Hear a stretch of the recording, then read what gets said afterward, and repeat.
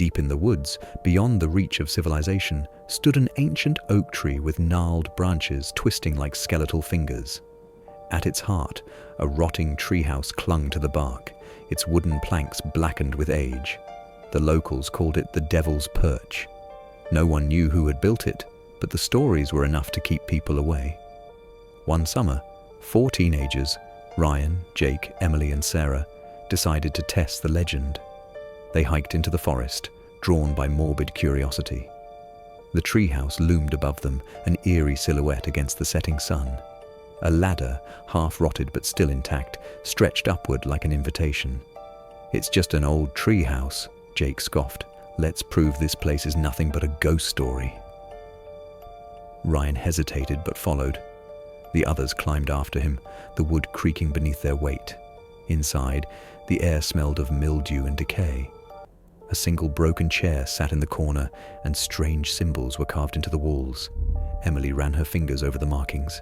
"These aren't just random scratches," she whispered. "They look like warnings." As the last ray of sunlight disappeared, the temperature plummeted. The wind outside howled, shaking the treehouse violently. Then a whisper slithered through the walls. "Get out!"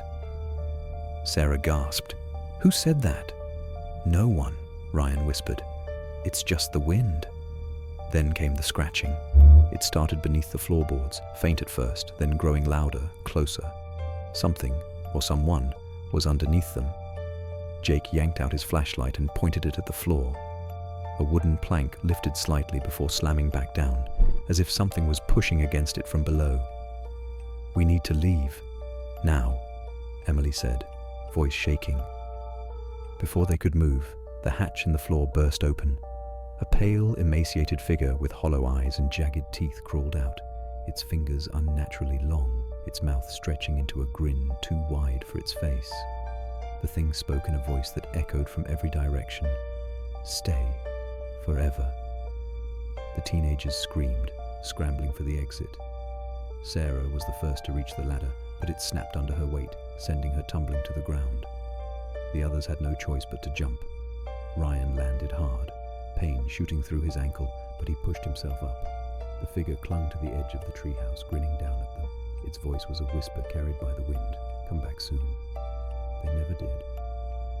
The next morning, when they tried to find the treehouse again, it was gone. The tree stood bare, as if no structure had ever been there. But at night, if you listened closely, you could hear the whispers on the wind, and sometimes in the distance, the creak of a rope swinging from a branch. The town had always known something was wrong with that part of the woods. Older residents spoke in hushed tones about children who went missing, stories buried under decades of fear and silence. One such legend told of a boy named Daniel Carter, who disappeared in 1962. He had been last seen near the oak tree, climbing up to explore the same treehouse that haunted Ryan and his friends. His parents searched for weeks, but no trace of him was ever found. Some believed he had fallen into a hidden ravine.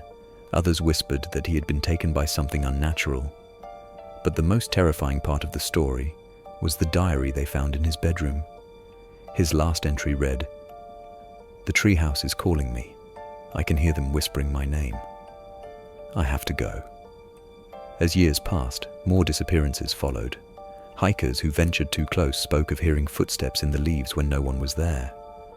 Campers reported waking in the middle of the night to find strange symbols carved into the trees around their tents.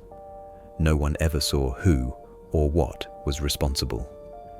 Determined to uncover the truth, Ryan and Emily returned to the forest years later. They had spent months researching the legends, digging through old newspapers and library archives. They discovered something chilling. Every recorded disappearance had occurred in a cycle.